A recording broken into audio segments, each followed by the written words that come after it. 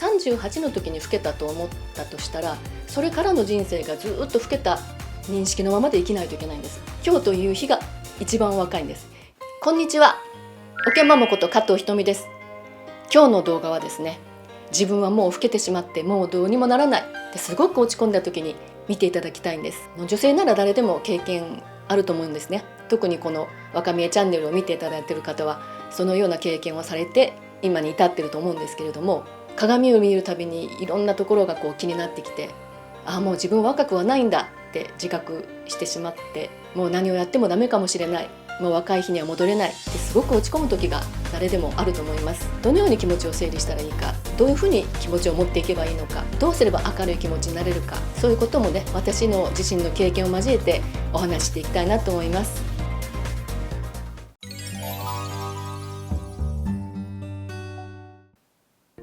皆さんがですね、初めてもう自分は若くないって自覚したのはどんな時ですか？例えばですね、鏡をもちろん見た時、あと写真を撮った時、多いのが電車の窓に影が今までなかったような目の下のたるみが見えたりとか、ほうれい線のとこがすごく黒く映って、あとゴルゴ線ですね、そのような頬を分断するような暗いラインが電車の窓、特に夜なんかね反射して見えますよね。そういうとこであれ今までこんなことなかったような気がするなとか、そういうのありますね。鏡ありますよね。脱衣所というお風呂上がりにいつもそこで顔を見るんですよ、習慣的に。その日はですね、なんかすごく目の下のたるみが目立ったんです。今まで見たことないような目のたるみがあれこれなんだろうって初めてその時すごく衝撃を受けたのを覚えてます。今でもはっきり覚えてます。なんか背筋がゾッとしたんですよ。それ30代後半ぐらいでしたね。それまで自分がですね、まだまだ若いぐらいに思ってたんですよね。20代からずっともちろん35ぐらいから徐々にはそういうのあるんですけども、はっきりと自分でもうこれ後戻りできないなって思ったのがお風呂上がりで、そこで目の下のたるみが気になったのが最初ですね。それからものすごく悩んで、今までのね動画でもお伝えしてと思うんですけどもね、いろんな試行錯誤をしたんですけれども、どうやったら若返るかとかそういう話は後ほどお伝えするんですけども、まず気持ちの持ち方なんですよね。それをね、これから私も経験を交えてお話していきたいと思います。大体ですね、自分は老けたって思った時点で毎日が老けたと思うの気持ちとの戦いだと思うんですよ。メイクするという女性はよく鏡を見ること多いですよね。もちろんお肌のお手入れする時も必ず鏡を見ますし、髪のセットとかでも身近に鏡があるわけですよね。鏡とともにずっと生活するというか、男性よりも明らかに鏡見る頻度は高いですよね。でその時にですね、自分の中で老けたっていう認識がすごく刷り込まれてしまうんですよ。またここにシワがあるな。でもちろん取れないですよね、そのシワって何もしない限りね。でまたさらに深くなったな、目の横のシワが気になってたけど、なんかほうれい線も深くなってきて、どんどん積み重なっていくんです。悩みが増えていくんですよね。で例えば30代後半で私は老けたと思ったとしますよね。で20代の自分と比較して、もう私は30代後半、もうすぐ40だ、だからもうこのまま私は老けていくんだって思ったとしますね。でも考えてみたらですね、80歳の女性から見ると30代後半から40代とか、50代でも60代でも眩しいぐらい若い世代なんですよね。80代の女性があの頃に戻りたいって言っても、もう20年前30年前で絶対戻れないですよね。30代後半の人がいるとします。私たちは58ですよね。58で38の時ってすごく若い時代なんですよね。20年前の話ですよね。で58、38、20年あるんですけども、38の時に老けたと思ったとしたら、それからの人生がずっと老けた認識のままで生きないといけないんですよ。本当はものすごく若い、眩しいぐらい若い時代にもかかわらず、そのことに気づいてない状態なんですね。で20代の時って自分が若いって意識してなかったですよね。今思うとめちゃくちゃピチピチしてたし、すごく若々しい、眩しいぐらいの時代ですよね。元気もあるし気力もあるし。でもその時それが当たり前だと思ってるんでね、特に自分は若いって思ってなかったと思います。でもそれが後になってすごくあの時は若かったんだって分かるんですよね。だから30代40代50代の女性が今老けたって思ってるんだったら、これから先、女性ね、これから寿命も伸びていきますね。例えば95ぐらいまで、ね、100歳もあるかもしれません。でその、後の50年40年の人生が毎日が老けたい認識との戦いになってしまいます。そう思うとすっごくもったいないですよね。本当はすごく若いです。今寿命も伸びてるからなおさらだから今の時代を今日という日が実は一番若い。今日という日が一番若いんです。今日この時が残りの人生の中で一番若いんですね。だからなんで自分は若いんだろうって思って毎日過ごしてほしいんですよ。私それに気づいたんですよ。途中からその気持ちを変えました。もちろん顔はね年々老けていってましたね当時で。顔ダンスができるまでの間は戦いだったんですけども、気持ちをまず変えたんですよ。そうするとなんてありがたいんだろうって、今この時が一番若いんだな、この今の自分を大切にしようとそう思えるようになったんです。これってすごい大事なことです。まずそこに一つ気づいていただきたいです。今なんて若いんだろうって毎日ご自身を慈しんでほしいんです。今の若い顔、若い体を全部、肌だって、ね、こういろいろ張りとか減ってきますけれども、それでも80代の女性だって100歳の人から見たらめちゃくちゃ若いんですけどね。例えば仮にですよ、80代の女性を例にしますけれども、その方から見たらなんて若々しいのっていうことです。この皮膚が、顔とかも。だからそれをまず大切にするっていうことが一つすごく大事だと思います。あとですね、私はもうおばさんだから、もう老けたから仕方ないよねっていう言葉をですね、友達同士とかでもあると思うんですよ。でも絶対に口に出さないって念じてほしいんです。その言葉は言葉に出すということは、それが全て潜在意識に刷り込まれますからね。細胞レベルでその言葉を聞いた時点で細胞レベルで老けます。間違いありません。心で思うのは多少は仕方がないと思うんです。そこまで自分でブレーキかけられないけど、言葉に出すとなるとまた大きいんですよね。自分で言って自分で納得してるんです。私は老けたから、老けた。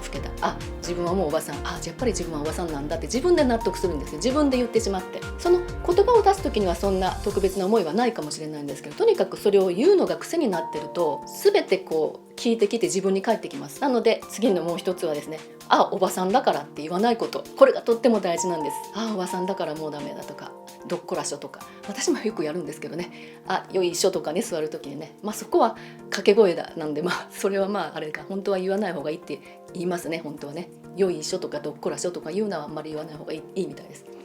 でもそれよりも自分のことですよね。自分が老けたとか、自分がもう若くはないとか、もうしょうがないよねおばさんだからとか、友達との会話でつい冗談で言ったとしても、あなたはいいわよね若いからとか、そういう言葉は絶対言わないことです。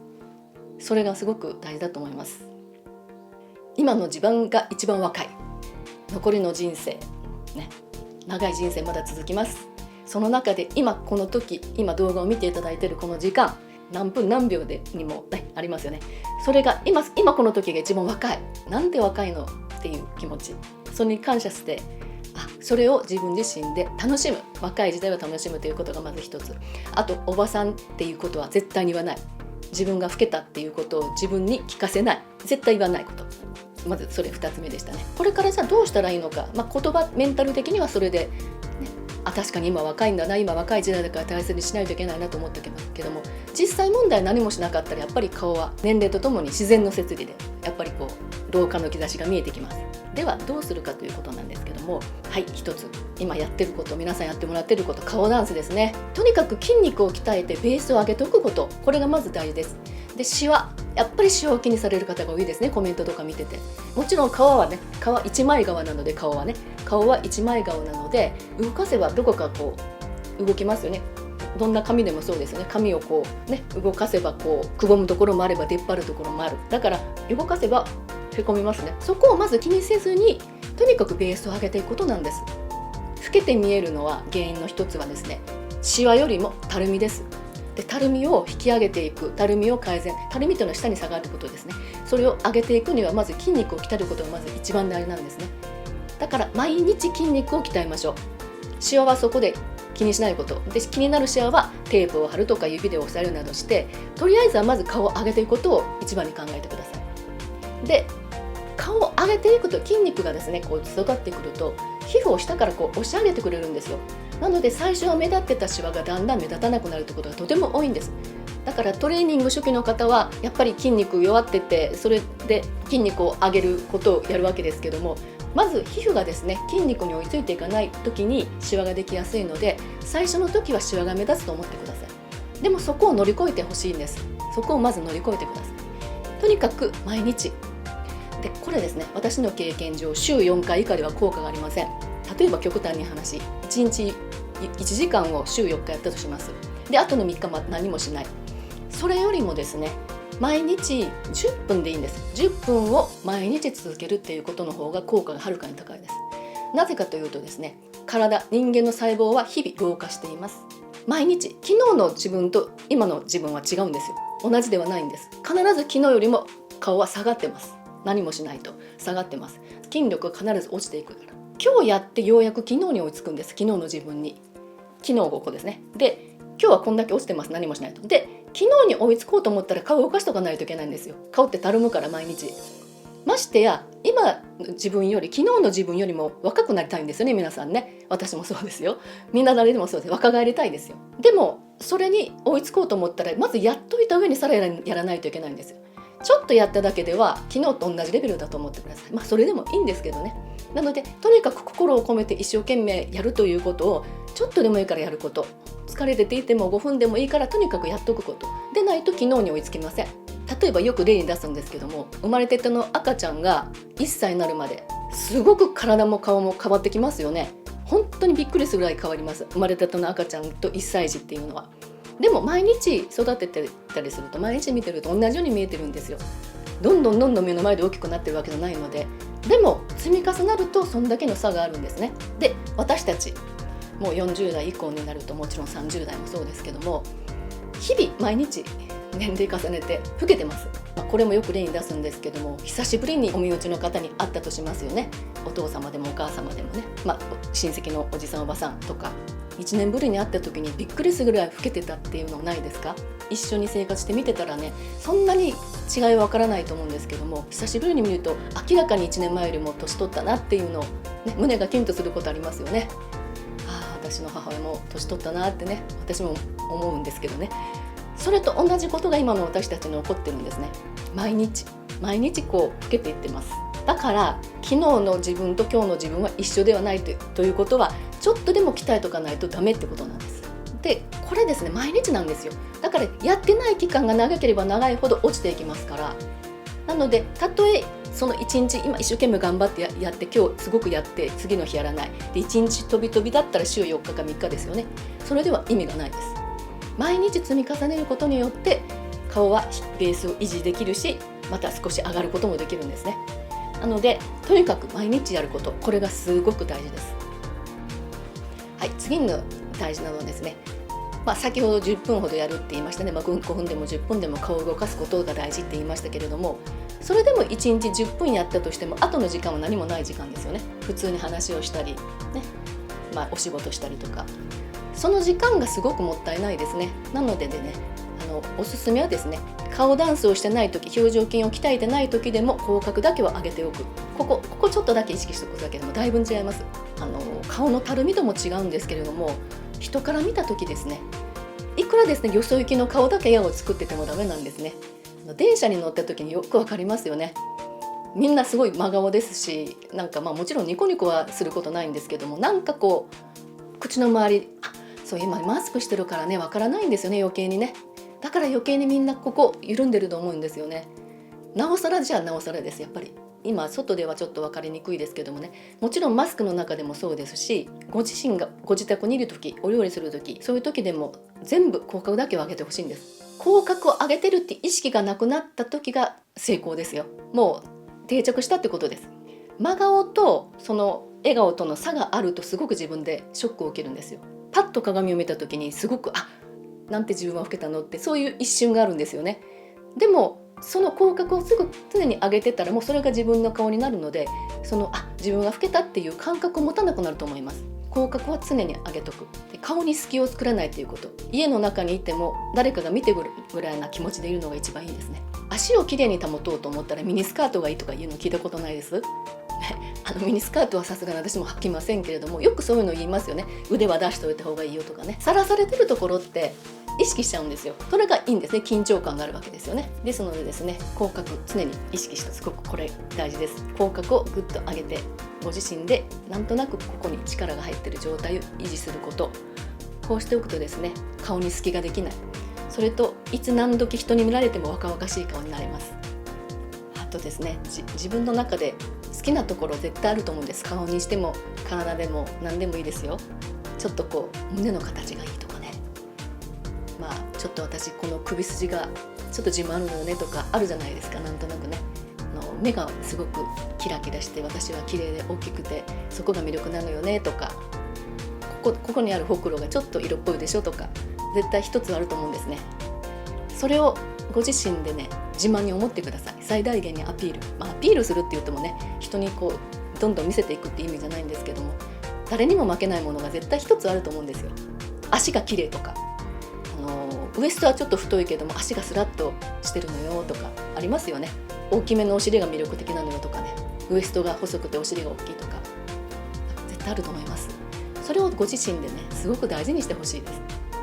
ちなみに私はですね、もともとですね子供の頃から地味顔、埴輪とかねという友達に言われたりとかしてたんですけども、平安美人の現代ブスって男の子に言われたことありますよ。中学校の時に全然知らない男の子がね廊下ですれ違いざまにそれを言ったんですが、平安美人の現代ブスって、それ未だに覚えてますからね。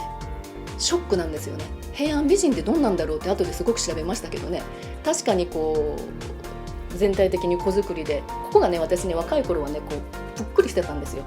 下膨れってね、今でも割とこうがねこうふっくらしてる方なんですけども、もっともっとこういう風にふっくらしてたんです。若い時パンと張ってますよね。ですごいそれ言われてすごいショックでした。何かやっぱり地味な顔なんですよね。でもね一つね、その当時私一つね自分の中で、私口はいいよねって思ったんですよ。唇、口の形は結構好きでした。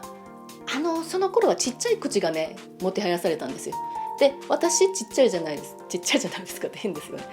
小さめなんですね。大きくはないんですよね。だからこれおちょぼ口だなと、このおちょぼ口はいいかもしれないって自分で思ったんです。時代が変わって今井美樹さんみたいにちょっと大きめの口の方がね魅力的とか言われる時代になりましたよね。だから時代とともにね、その時に流行る顔って変わるんですけどね、自分の顔にすごく自信があったわけではないんです私は。で一つ自分の中で口だなと、私は口が自慢だなってちょっと思いました。あとですね、ちょっとですね手足が長いって自分で言うのもちょっとあれですけどね、子供の頃から割と手足はひょろっと長かったんですね。あとねヒラメ状の体をしてるってよく言われます。これ自慢ではないんですけど、なんかこう薄いんですよ体が全体的にね。これは逆に言えばねバストが豊かではないということ私の中でね、今ここで話すことじゃないんですけどもね、自分の中でもうね子供の頃というか思春期の頃からもうほんとこれは悩みましたね。どうにもならないと、胸だけはどうにもならないで、あらゆることで私はねいろんなことを努力して克服してきたつもりなんです。表情筋を鍛えて顔を上げるとかいろんなことをしてきましたけどね、胸だけは筋トレで大きくならないですね。でたくさん食べても私はここの下腹が出て太ももが太くなってほっぺたにつくだけです。胸は大きくならなかったですね。だからこれね、私の人生ね、もしも私が巨乳だったら私の人生はもっと青春時代から変わってたと思うんですよ。それぐらいになりましたしね。ここだけの話って言っても動画ですからね。公共のクリニックに行きました。実は行きました。カウンセリングを受けました。 D カップにしましょうとその先生は言いました。美しいお胸になりますよって言ってもらったんですけど、それ結婚してからなんですよね。でもですねやめましたね、さすがに。お値段も高いし、老けた時に見る動画とかいう話と話が趣旨がちょっと変わってくるんですけども、胸がね若いままで他のところが下がってくる年齢とともに、80代90代になってもここだけはポコッとこう張ってて胸にね入れると、そうすると逆にちょっと不自然だなと思ったんですよね。でそれやめましたよね。でも本当にその時はね、結婚してからでも悩みましたからね。で唯一子供を妊娠した時、授乳期だけ大きかったですね。その時に初めて胸が揺れるっていう感覚を得ました。体験しました。それまで走ろうが何しようが揺れるってことなかったで、張り付いたままなんですよね。なんでこんな話になったか分かんないんですけどね。コンプレックスの話今してますよね。そうじゃなくて自分で自信のあるところを言わないといけないんですよね。そう手足ね、手足がちょっと細くて長いかなっていう、ちょっとそこだけねちょっと自分の中で自信を持ってました。あとは他には特にないですね。でも皆さん何かあると思うんですよ。絶対あると思います。さっきね私胸のこと言いますけど、私は赤い時から胸は豊かなのよとかね、そういうのも自信の一つでしょうしね。だから一つね、そういうものを大事にしてください。そして自慢にしてください。はい、なんか最後はなんか胸の話になってしまったんですけども、私のコンプレックスのね話になっちゃいましたね。先ほどねずっとお話ししましたように、今若いです。今のあなたが一番若いですから、それを最大限に楽しみましょう。顔ダンスしながら余計なことは考えずに前向きに、そして口角を常に上げながらプラス思考で、不思議と口角上げるとですね、マイナスのことを考えないんですよ。これって本当不思議。なんか嫌なこと自分の中で考えてってる時あるじゃないですか。あの時あんなこと言われたなとかね、ちょっと嫌なことを体験したことをちょっと思い出したり、そういう時で絶対口角下がってるんですよ。なんかねここがね緩んでます。だからもうね常に口角を上げておきましょう。そして顔ダンスを頑張ってやって、今の若さをしっかりと謳歌してください。今日もご視聴ありがとうございました。ご質問やご感想、こんな動画を作ってほしいなどお気軽にコメントくださいね。このチャンネルでは私が実際に検証して若見えに効果があると確信した方法を毎週お届けしています。この動画がいいなと思った方はぜひグッドボタン、チャンネル登録お願いします。おけんママの詳細は下の概要欄でご確認ください。